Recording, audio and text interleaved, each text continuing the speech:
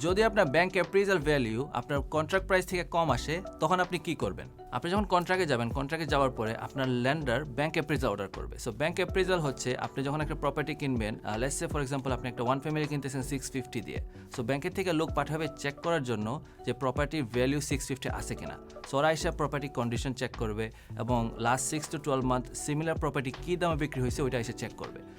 যদি কোনো কারণে প্রপার্টি ভ্যালু 650 থেকে কম আসে, for example let's say bank এসে বললো প্রপার্টি ভ্যালু আছে 625, বাট আপনার কন্ট্রাক্ট প্রাইস হচ্ছে 650।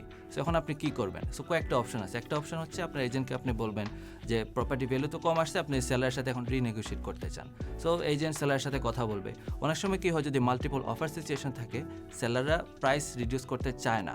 ওরা বলে যে না, আমি যে প্রাইসে কন্ট্রাক্টে এগ্রি হয়েছি ওই প্রাইসে আমাকে পে করতে হবে, আর নাইলে আমার deal cancel. So most of the time multiple offer situation থাকলে ম্যাক্সিমাম বায়াররাই ডিফারেন্সটা পে করে অথবা সাম একটা এগ্রিমেন্টে আসে। পুরাটা যদি ডিফারেন্স নাও দিতে হয়, কিছু একটা অংশ হয়তো সেলারের সাথে অনেক সময় নেগোশিয়েট করা যায়। So end of the day আপনার এই ডিসিশনটা আপনার মেক করতে হবে যে আপনি এই ডিফারেন্সটা পে করবেন কিনা, কারণ ব্যাংক কিন্তু আপনাকে অ্যাপ্রেজালের বেশি একটা পয়সা পে করবে না। সো আপনাদের যদি আর কোনো কোয়েশ্চেন থাকে এই অ্যাপ্রেজাল বিষয়ে, আমার সাথে যোগাযোগ করতে পারেন। আমার নাম্বার হচ্ছে 347-261-7671।